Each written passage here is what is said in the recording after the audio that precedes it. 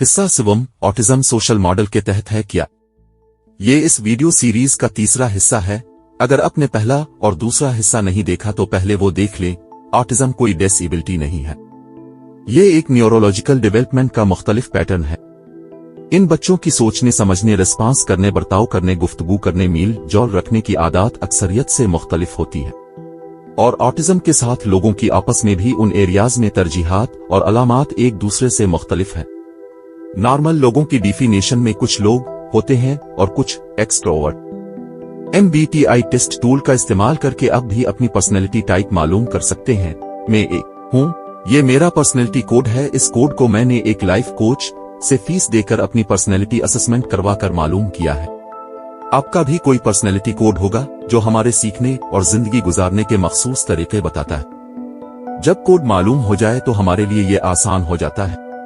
हम किस फील्ड के लिए बने हैं, किस काम में थोड़ा काम करके ज्यादा और जल्दी नताइज हासिल कर सकते हैं, कौन सा काम करते हुए हम थकेंगे नहीं। अक्सरियत सारी उम्र अपनी नापसंद के काम में ही लगी रहती और लोग जिंदगी में कुछ भी बड़ा नहीं कर पाते। अब भी अपना पर्सनैलिटी कोड मालूम कीजिए और फिर इस काम में जत जाइए।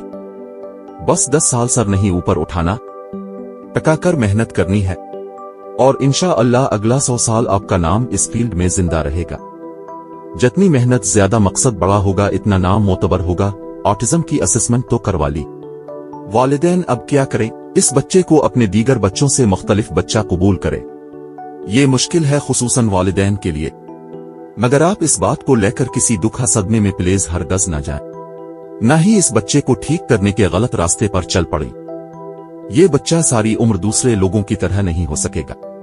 ये अपने अंदाज में एक शानदार जिंदगी गुजार सकता है अगर आप उसे जो है जैसे है की बुनियाद पर कबूल कर लें और उसकी बेहतरी पर काम शुरू कर दें। इस बात को छुपाएं भी नहीं, सबको बताएं फख्र से कि आपका बच्चा ऑटिस्टिक है। इसकी पसंद नापसंद आदत व अतवार थोड़ी ज्यादा मुख्तलिफ है। फैमिली और खानदान वालों को एजुकेट करें कि इसके साथ बर्ताव कैसे करना है। कुछ बच्चे वर्बल और अक्सरियत नॉन वर्बल की होती है।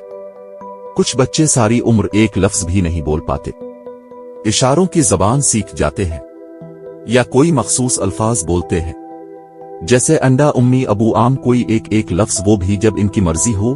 तफसीली असेसमेंट जो एक फर्द वाहिद नहीं बल्कि प्रोफेशनल्स की एक पूरी टीम करे और कई दिन पर वो असेसमेंट मुहित हो।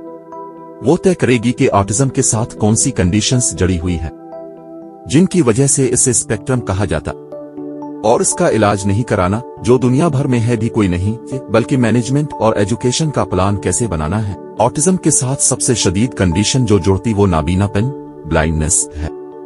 दुनिया की सब मुश्किल कंडीशन है ये अगर ऑटिज्म शदीद हो। इसके अलावा learning disabilities, expressive language disorder, receptive language disorder, sensory processing issues, obsessive compulsive disorder, ADHD, hydrocephalus, epilepsy, schizophrenia, bipolar disorder, depression, anxiety, disrupted sleep, gastrointestinal, GI problems, feeding issues.